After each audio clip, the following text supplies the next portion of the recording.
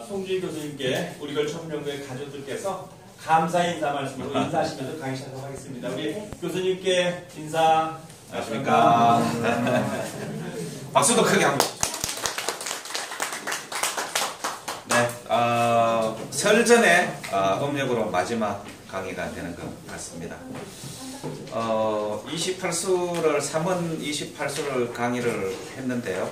어느덧 달리다 보니까 이제 동방청룡, 서방백호, 북방현무, 오늘 마지막 남방주작 7수를 하게 됐습니다. 그래서 오늘은 남방주작 중에 정, 기, 류 요 세 개 별자리에 대해서 알아보도록 하겠습니다. 이렇게 보시면은 정수, 귀수, 유수, 성수, 장수, 익수, 진수. 이 별은 남방주작 중에 대표되는 별이라고 제가 이렇게 말씀을 드렸죠. 여기에 딸려있는 별들이 다 있는데 제 역할들이 다 있습니다. 특히 오늘 강의하는 이 정수에는 중요한 별들이 많이 나옵니다. 그리고 우리 28수는 뭐라 그랬죠? 삼원은 우주 전체를 통치하는 북극성과 북두 칠성의 전체 얘기라면은 28수는 그 지역에 해당하는 지방 나라에 해당하는 것이기 때문에 그냥 인간들이 살아가고 하는 이런 그런 인간사에 관련된 게 많이 나온다. 그렇게 이제 이해를 하고 강의를 들으시면 되겠습니다. 여기 보시면은 그쪽에 남방주작. 이 남방주작은 서왕모에 뭐가 변화가 됐다 그랬죠? 아까 새 무슨 새인데? 두꺼비. 북방. 여기 삼저고. 삼저고. 삼저고. 여기 북방 현무는 두꺼비. 그 다음에 동방 창룡은. 그래서 삼적국보다. 동방 창룡은 군미호. 서방 백호는 토끼. 이게 사신의 원형입니다. 그래서 신장미구로 자치주의 도남유역에 있는 무덤을 발굴을 하나 고구려 무덤을 발굴을 하나 모습이 똑같습니다. 사신도 모습이 요 모습으로 나와요. 그런데 약간 고대로 올라가면은 저 사신도의 모습이 이것으로 나오죠. 변화하기 전에는 삼저고, 구미호, 토끼, 두꺼비가 나옵니다. 근데 그 개념을 아셔야 돼요. 그러면 비유하기가 굉장히 편합니다. 자, 남방칠수. 정은 주작의 머리, 귀는 주작의 눈, 유는 주작의 부리 또는 벼슬, 성은 주작의 목 또는 심장, 장은 주작의 모의 주머니 위장, 익은 주작의 날개, 진은 주작의 꼬리. 이렇게 해서 정기, 류성, 장익진. 일제시대 때만 해도 자식이 태어나서 말귀만 알아들으면은 3원 28수를 우리 어머니, 할머니들이 가르쳐서 별자리를 교육을 시켰어요. 그게 천소민족의 기본입니다. 왜? 우리가 거기에서 왔기 때문에. 그래서 여기에 해당되는 별은 총 59개인데 요 별자리로 따지면은 부속별에 184개 별이 포함되어 있습니다. 네. 그래서 이렇게 정수는 서양 별자리로 따지면은 쌍둥이 별자리에 해당되고요. 제가 서양 별자리를 계속 비교해서 보여드리는 이유는 모든 천궁이나 여기에 서양 별자리로 되어 있기 때문에 동양 별자리로 볼 수가 없다. 그래서 이 별에 대응되는 별을 알아야 된다. 그래서 제가 주입식으로 계속 말씀드리는 거예요. 그래서 휴식 시간에 제가 이 천구 이상에 제가 말씀드린 별자리를 오셔서 한번 찾아보세요. 그러면은 명확하게 그 원리를 알 수가 있다. 그리고 정수는 쌍둥이 자리, 귀는 개자리, 유는 바닷뱀 자리, 성도 바닷뱀, 장도 바닷뱀, 익은 술잔 자리. 별의 모양의 술잔처럼 생겼다는 얘기입니다. 그 다음에 진은 까마귀 자리. 그래서 이렇게 보시면은 여기 쌍둥이, 개, 그 다음에 바닷뱀, 까마귀, 컵. 이렇게 별자리가 이렇게 되어 있죠. 요거는 천구의 우주의 적도고, 그 다음에 황도가 이렇게 지나가서 교차하는 지점이 추분이고, 저쪽으로 교차하는 지점이 추분이고 그렇습니다. 요 태양이 다니는 황도길과 우주의 적도 사이에 28수가 이렇게 배치되어 있다고 이렇게 말씀드렸죠. 그래서 요 북극성을 중심으로 다리미를 가지고 딱 다려서 평면으로 만든 것이 청산열차 분야지도다. 그래서 이 천문은 이 입체형으로 생각을 하지 않으면 절대 천문요초 이해가 안 된다고 그래서 말씀드렸습니다. 그래서 앞에 이 천구이가 너무나 중요하다. 그래서 조금 이따가 휴식 시간에 제가 10분 드릴 때 여기 와서 천구 이상의 쌍둥이 자리, 개자리, 그 다음에 바닥뱀 자리, 컵, 까마귀 이걸 찾아보십시오. 자, 요게 쌍둥이 자리. 쌍둥이 맞죠? 별자리가 쌍둥이처럼 생겼어요. 네? 그 다음 귀, 개자리. 그 다음 여기 바닥뱀입니다. 여기에 류, 성, 장. 여기 이건 컵. 그 다음에 까마귀 자리에 진이 들어가 있어요. 그래서 이게 남방 칠소 정기류성 장익진. 그래서 이렇게 가시면은 정은 쌍둥이 자리의 마지막 다리 사이에 있는 별입니다. 여기에 정수가 되어 있는 것을 보면은 요 쌍둥이 자리 중에 가장 중요한 별자리이기도 합니다. 천문요초에 별자리가 크게 걸어있으면 밝고 크다는 얘기라고 제가 말씀드렸죠. 그 다음에 두 번째는 귀, 개자리에 왼쪽 끝부분에 있는 별을 얘기합니다. 그래서 이 알타라고 하는데 귀, 그 다음에 류성은 뱀머리, 눈 있는 곳, 바닥뱀 요따만한 놈 있죠. 엄청 크죠. 그 다음에 성은 요 눈에서 한 3분의 1 정도. 그 다음에 장, 중간 정도의 유성장. 그 다음에 요 바로 장수와 거의 붙어 있어서 이렇게 컵이 있는데 컵 끝부분 요게 익수자리다. 그 다음에 그 컵 끝에 가면 여기 까마귀가 있거든요. 거기에 날개 부분이 진이다. 이렇게 해서 제가 천문 프로그램 스텔라리움을 보더라도 만약에 뭐 진수 자리에 객성이 침범했다, 또는 진수 자리에 해성이 침범했다, 또는 정수 자리에 쌍둥이 자리에 유성우가 때렸다, 이러면 남방 그 주작 자리에 뭔가 변고가 생기는구나. 이 해당하는 나라나 지역에 조심을 해야 되겠다. 2024년 11월 16일, 17일 남방 주작자리 전체에 유성우가 때립니다. 제가 시뮬레이션 해보니까 이거는 이쪽 지역에 엄청난 병거가 생기는 거예요. 그거는 엄청난 전쟁을 의미하거든요. 2024년? 네. 몇 년에? 2024년에. 그래서 내가 깜짝 놀래가지고 이런 천문 현상은 흔하지가 않거든요. 그래서 그 해에 무슨 일이 생길 것 같습니다. 그래서 일단 넘어가고, 그래서 바로 남방 주작 자리에, 그러니까 제가 이 지도를 계속 보여드리는 이유가 있어요. 남방 주작 자리를 찾을 때는 어떻게 해요? 위치가 어딘지를 잘 봐야 된다. 그래서 요걸 보시면 여기에 동자미연 담장, 서자미연 담장인데 어디입니까? 서자미연 담장과 남방 조적이 같이 위치해 있죠. 이게 북두칠성의 머리, 요 지극성, 요것만 찾으면은 남방 조작 자리 별은 다 찾아요. 그렇게 쉽게 찾으시면 된다고. 아시겠죠? 북두칠성 찾는 방법을 제가 알려드렸잖아요. 북두칠성을 찾아서 지극성 2개, 5배 닿는 곳에 북극성에는 북극성과 지극성이 정해지면 나머지는 자동으로 찾을 수가 있다. 그렇게 찾아야지만이 이것을 쉽게 할 수가 있습니다.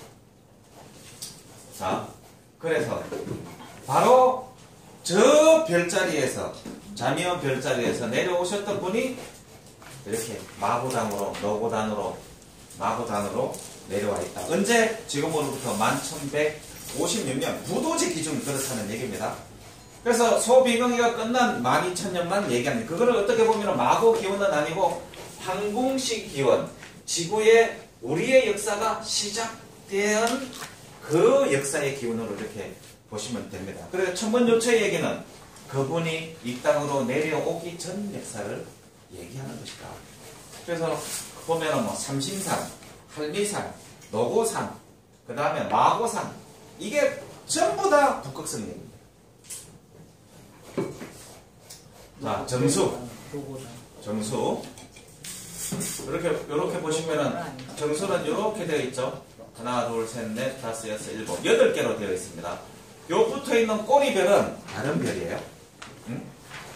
정수는 8개의 별로 이루어 있으면 뭔 소리입니까? 요 정수가 요 별자리의 중심별입니다. 이끄는 별이란 뜻입니다.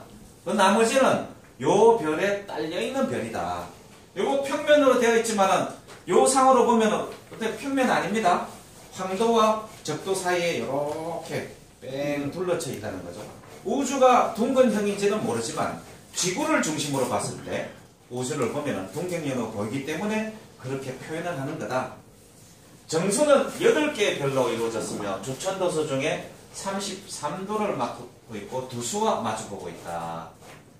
정수 쭉 가면 두수와 마주보고 있죠. 요건 평면이지만 요 좌면 북극성을 딱 잡고 뽑아 올려서 원형으로 이해를 해야 된다. 제가 말씀 계속 드리죠. 그 다음에 그 해봉 중국을 12조로 나누면 옹조에 해당한다. 그 다음에 정수를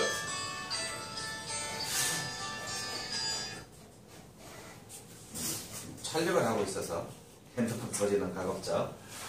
정수를 우리나라 지역이 하던 평안도 남부 지역. 그래서 중국을 보면은 정수가 어딥니까?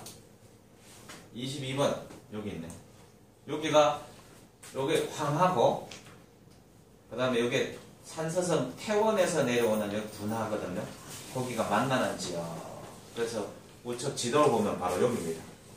황하가 이렇게 내려오는데 여기 요 산서성을 가로지르는 요 강 이름이 분하거든요. 그러니까 요 지역을 의미한다. 지역 28수에 해당하는 지역이 그렇다는 얘기입니다. 그 다음에 여기 보면은 정수 요 지역을 얘기한다. 그 자리, 요 별자리에 이상현상이 생기면 특히 그 지역은 더 조심해야 된다는 그런 뜻입니다.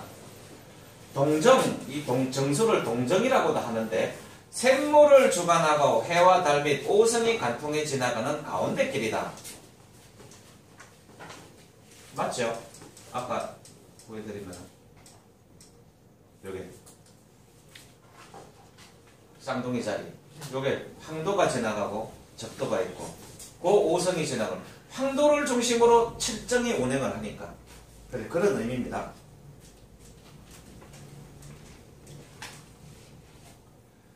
제후와 황제의 친척 및 상공의 지위에 있는 사람들을 관장한다.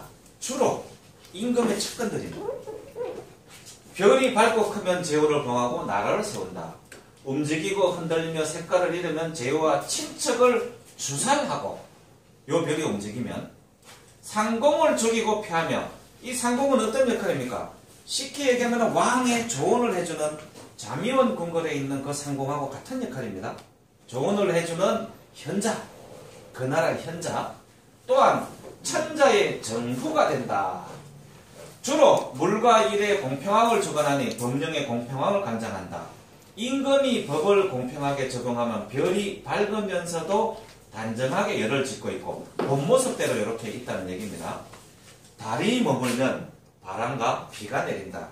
달과 금성, 화성은 닿으면 항상 나쁜 기운을 가지고 온다. 그리고 단정하게 열을 짓는다는 것은 이게 정자 모양으로 이렇게 있다는 얘기입니다. 또 천자의 곡간이 되기도 한다. 별이 여기에 어둡고 까끌하기가 이렇게 일며 아울러 일식 또는 월식이 있거나 오성이 거스르면서 이게 범하는 것은 역행하면서 닿는다는 얘기입니다. 순행하다가 역행하면서 닿는다는 얘기. 대신이 모반을 회책해서 병난을 일으킨다. 이거는 그 지역에 해당하는 나라에 일어나는 현상이다.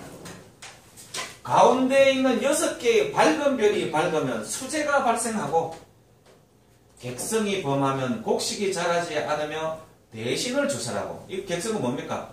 뜨거이 별이 여기 침범을 하면은 곡식이 잘 자라지면 대신을 주설한다. 토목공사가 있게 되면 어린 아이들이 요사스러운 말을 퍼뜨린다. 무슨 소리입니까? 그냥 왕의 통치를 잘못한다는 얘기죠. 혜성이 범하면 백성들이 사이에 차원이 떠들고, 이거는 불꼬리가 있는 꼬리별이 있는 그 섬을 얘기합니다. 나라는 정치를 잃게 된다. 일설에 대신을 주설하고 동정수에 해당하는 분야에 병난에 재앙이 있다고도 한다. 떠돌이볼이나 뭐 혜성이나 유성이 있게 되면은 다 그 본별의 기운을 해친다고 봤기 때문에 나쁜 현상으로 봤습니다. 오늘 처음 오신 분들도 있고 해서 3원 28수 7정의 기본 개념을 이해를 하고 들으면은 더 이해가 바르시겠지만, 이렇게 이제 다른 분들은 벌써 이거를 9번 수강을 하셔가지고 나중에 자료를 보시고 좀 복습을 좀 하시기 바랍니다. 유성이 범하면 이게 이제 별똥별입니다. 봄과 여름에는 진나라 땅에 모반이 있게 되고, 자, 진나라 땅은 어디입니까? 진나라 땅은 어디입니까? 이거 진나라 땅 서안 지역, 지금 현재 장안 지역. 요 지도로 보면 여기 요 중간에 여기 보면 서안에도 태백산이 있어요. 태백산은 그냥 아시아 전체에 많이 있습니다. 진나라 땅에 모반이 있게 되고 가을과 겨울에는 궁정 안에 우환이 있게 된다. 천자의 정우가 된다고 하는 것은 여러 제후 중에 비교적 공이 낮은 사람을 일컫는데, 다른 제후는 군 또는 현을 식업으로 주었으나 정우는 향 또는 정을 식업으로 했다. 이렇게 돼 있어요. 정은 8개의 주홍색별로 이루어져 있다. 그 다음에 월은 요게 정의 끝에 이렇게 하나 이렇게 붙어 있는 겁니다. 요 별자리는 큰데 요거는 조그맣게 그려져 있죠. 그러니까 그거보다 덜 밝고 작다는 얘기입니다. 월은 주로 사치하고 엄탕한 행동을 사찰해서 죽이는 일을 한다. 별이 밝고 커서 정수와 동등해지거나 혹은 흔들리고 움직이면 천자가 대신에게 부호를 사용하게 된다. 그게 뭡니까? 자기 신하를 내치게 된다는 얘기죠. 월은 정자가 열을 지어 붙어 있다고 하여 열월이라고도 한다. 요 별자를 얘기하는 겁니다. 그 다음에 양하. 여기 보면은 북하삼. 그 다음에 여기 보면은 남하삼. 요 두 개를 양하라고 얘기를 합니다. 뭐, 당연히 물과 관련이 있겠죠. 양하는 하늘의 관문이니 주로 관문과 교량을 관장한다. 남하를 남수라고 하고, 하며 불을 관장하고, 북한은 북수라고도 하며 물과 물을 관장한다. 그러니까 이 두 개가 물과 불을 관장하는 별이다. 양하의 사이는 상강, 해와 달, 오성이 달리는 길이다. 아까 제가 말씀드렸죠. 저 황도가 싹 지나가는 그 사이에 남방주작 칠수가 위치해 있다는 얘기입니다. 양하가 움직이고 흔들리면 중국에 병난이 일어나고, 별자리를 갖추지 못하면 길이 불통하며 하천에 물이 고갈되거나 넘치게 된다. 그러니까 이런 형태로 있어야 된다는. 그런데 요 형태로 있지 않고 요 별이 뭐 일직선으로 선다든지 이러면은 나쁜 일이 일어난다는 얘기입니다. 달이 요 북하와 남하 사이로 출입하되 한가운데로 지나가면 백성이 편안하고 농사가 잘 되면 병난이 발생하지 않는다. 요거와 요 사이로 달이 출입을 하면. 그렇지만 남쪽으로 치우쳐 지나가면 임금이 대신에게 못되게 하여서 대신이 임금 곁에 있지 못하게 된다. 이 뭡니까? 간신들이 득세한다는 얘기죠. 달이 요 남하 쪽으로 치우쳐서 가면 그렇다는 얘기입니다. 그래서 제가 이 천문요초가 뭐라 그랬습니까? 세종대왕께서 천문의 이치를 미리 예측을 해서 65명의 천문관을 오교도에 둘러서 밤낮으로 하늘의 천문을 보고 저 아침에 제일 먼저 보고받았던 전문 보고 중에 하나가 하늘의 천문 얘기입니다. 그러면은 이 천문 요초에 어떤 별점이 있는지를 알고 사전에 대비를 하거나 그 현상이 일어났을 때 어떻게 월대에 가서 부복을 하고 그 현상이 객성이 떠나가거나 그 현상이 끝날 때까지 하늘의 재앙을 멈추기 위해서 노력을 해요. 그 바로 천문요초는 세종대왕께서 하늘의 별자리의 움직임을 보고 별점을 치고 그것을 대비하고 해결하고자 했던 별점을 보는 책이다.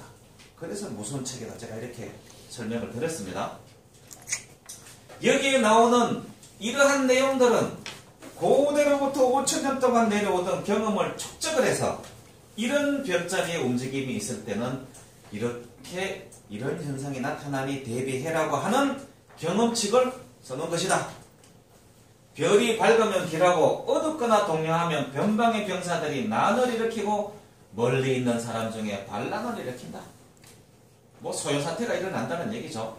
객성이 머무르면 가뭄이 들고 질병이 돌고 해성 또는 폐성이 나가면 병난이 발생하고 머무르면 가뭄이 된다. 요게 이 순행, 역행하다가 쫙 하루나 이틀 머무는 현상이 별이 있어요. 그거는 지구의 자전과 공전 현상 때문에 일어나는 현상이라고 제가 말씀을 드렸죠.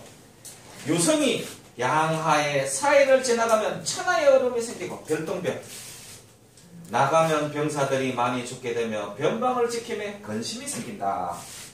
요성이 별자리 안으로 들어오면 북쪽의 병사들이 전국으로 쳐들어오며 관문과 교량이 불통하게 된다. 요 각기 3개의 별로 되어 있어서 요거를 양하라고 얘기를 한다. 그 다음에 천준 여기 보면은 이렇게 삼각형 모양으로 이렇게 3개의 별이 되어 있죠.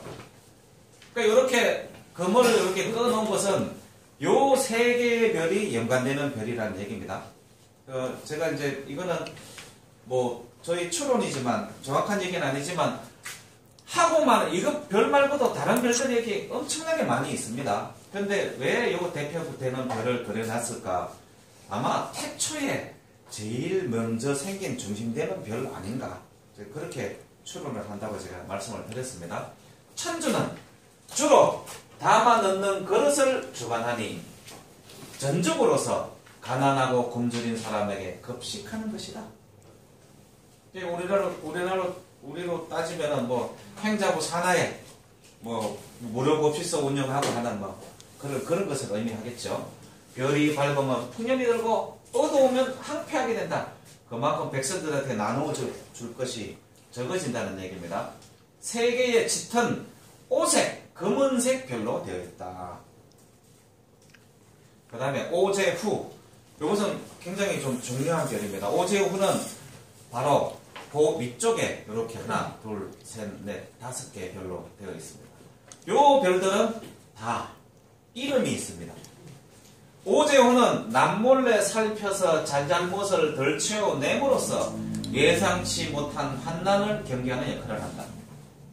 지금 청안으로 따지면 뭐겠습니까? 민정수석.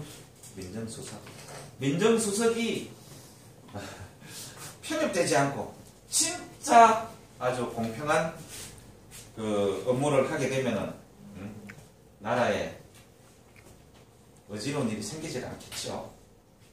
일세대는 음양을 다스리고 업고 이름을 살피는 역할을 한다고도 한다. 그래서 황제의 마음을 주관한다고도 하니 첫 번째 별을 황제의 서성 제사, 두 번째 별을 황제의 친구, 임금의 친구 제우, 세 번째 별을 황제 임금에게 직언을 하고 참언을 하고 지혜를 주는 상공. 어떤 분이 제가 자면 상공에서 왔다고 얘기를 하는데 근거가 뭐냐고 하니까 근거를 말씀을 못 하시더라고요. 저를 기분 좋게 하기 위해서 그랬던 거 아닌가. 그 다음에 4번째 별을 박사. 오늘날 박사의 어원이 별자리에서 나온 겁니다. 5절 후에. 5번째 별을 태사. 중국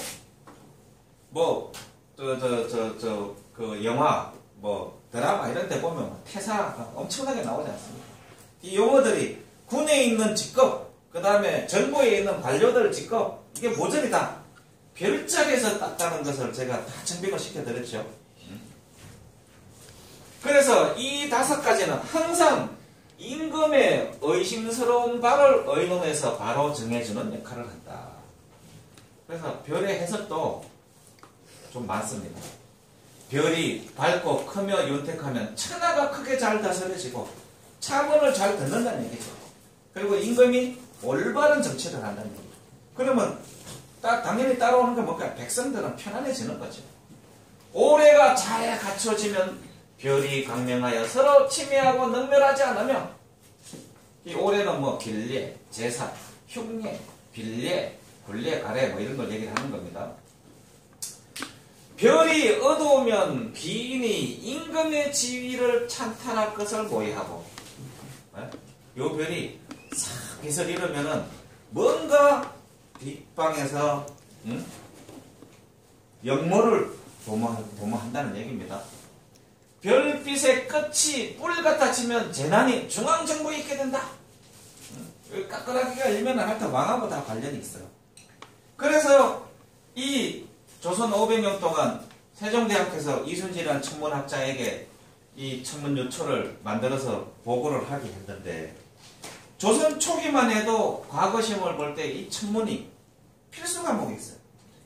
뒤로 가면서 선택으로 빠지다가, 쉽게 얘기하면 작가로 빠지다가 조선 후기로 가면 아예 과거시험에 천문이 빠져버립니다. 그게 뭔 소리냐? 요렇게 별이 싹 얻어지면 요거 봐라, 임금을 갈아치워도 된다는 조짐인데 이게 하늘이 허락했다 해가지고 떡달같이 들고 일어나갈 자객을 구글에다 보내는 거예요. 그래서 우미나 전책을 폈어요. 왕족들만 이것을 보고 백성들한테 절대 금기시 시켰어요. 천문조초 강의를 대한민국에서 저만 합니다. 이게 세상으로 나왔다고요. 그럼 무슨 얘기입니까? 다시 복본의 시작을 가는 거예요. 여기 계신 분들 내 홈페이지에 들어와가지고 그냥 별자리 움직임 보고 이거 다 어떻게 배워요? 들어가서 보면은 세종대왕처럼 다 별점을 쳐줄 수가 있어요. 국가도 경영할 수 있고 지방 정부도 경영할 수 있고, 여기 계신 분들 여러분들 다 그렇게 하실 수가 있다. 그러니 얼마나 정보의 일반화, 그 다음에 초고속 정보 시대가 돌아왔습니까? 활용해야죠. 제가 이 천문요초 강의하면서도 뭐라고 말씀드려요? 여기 와서 자기 만족으로 끝나면 안 된다. 주변에 알려가지고 우리 민족이 하늘에서 내려온 천선민족이라고 하는 것을 별자리를 가르쳐서 그 영성이 깨어나게 만들어야 된다. 내 강의의 최종 목표는 그거다. 여기 오신 분들은 제 강의가 이게 3원,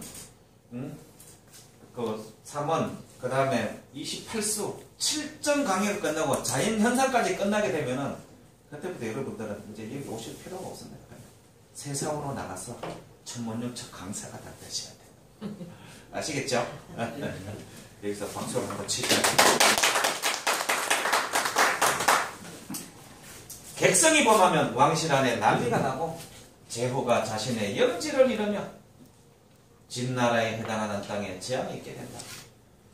영조 임금이 조선 왕조실록 보면은 객성이 태미성을 침범을 하니 건정정 월대에 나가서 보복을 하고 그 별자리가 사라질 때까지 일주일이 넘게 그냥 대궐에 들어오질 않습니다. 뭐라고 얘기하느냐? 저것이 태미성을 침범을 하면 변방에 별난이 일어날 조짐이라고 분명히 쓰여져 있는데 내가 어찌 편안히 잠을 잘 수가 있느냐? 저 객성이 사라질 때까지 백성들을 위하여 임금된 도리를 다해야 된다. 하늘에 계속 기도를 하는 거예요. 천재지대고. 그리고 어느 날 갑자기 객성이 5도가 뚝 떨어져서 사라져 버렸어요. 그랬더니만 영조임금은 하는 얘기가 있습니다.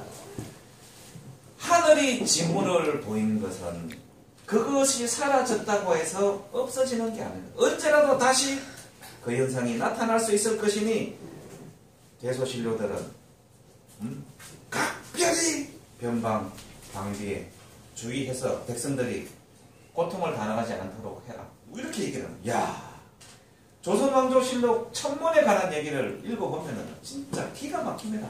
우리가 하늘에서 내려온 천성민족이 아니고서는 그렇게 하늘의 별자리를 두려워할 수가 없다니까요. 객성이 먹으러 제후 등 임금의 친척들이 지위를 잃게 되고 혜성 또는 폐성이 범하면 집법하는 신하를 주사하게 됩니다. 이게 좀 오타가 난 것 같네. 제가 다시 한번 확인해 볼게요. 네. 그 다음에 6번 적수. 적수는 어디 있습니까? 제 꼭대기에 한 개의 별로 되어 있죠.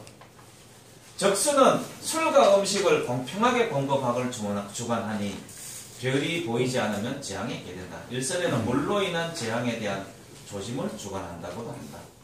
화성이 범하면 병난이 일어나고 수재가 발생하며 수성이 범하면 홍수 또는 가뭄이 된다. 객성이 범하면 병난이 일어나고 큰 홍수가 발생하며 대신이 근심하기를 1년 동안 하게 된다.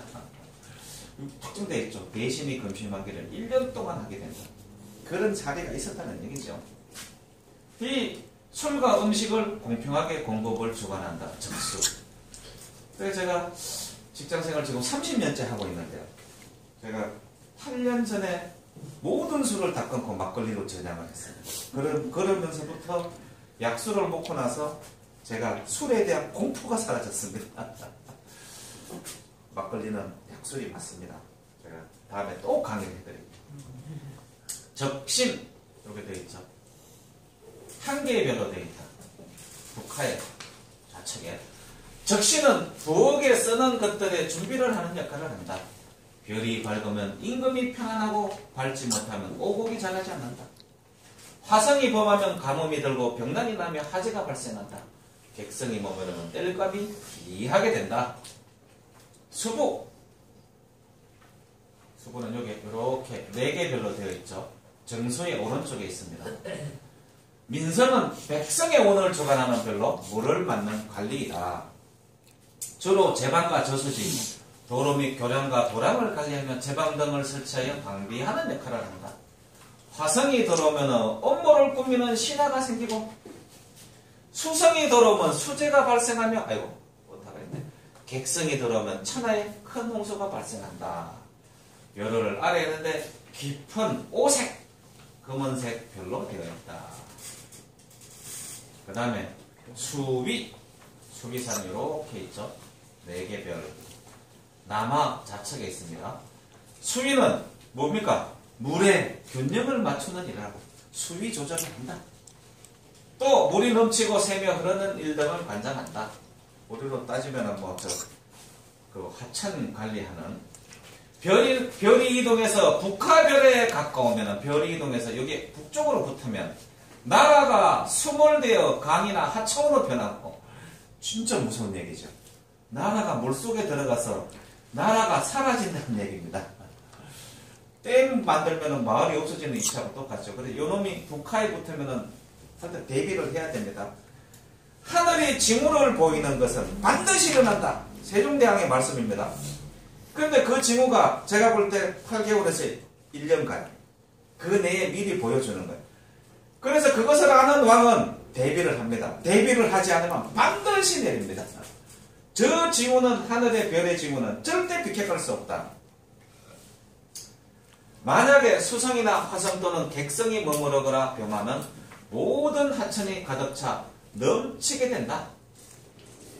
혜성 또는 폐성이 나오면 큰 홍수가 발생하고 곡식이 잘못되어 백성이 기아에 허덕이게 된다.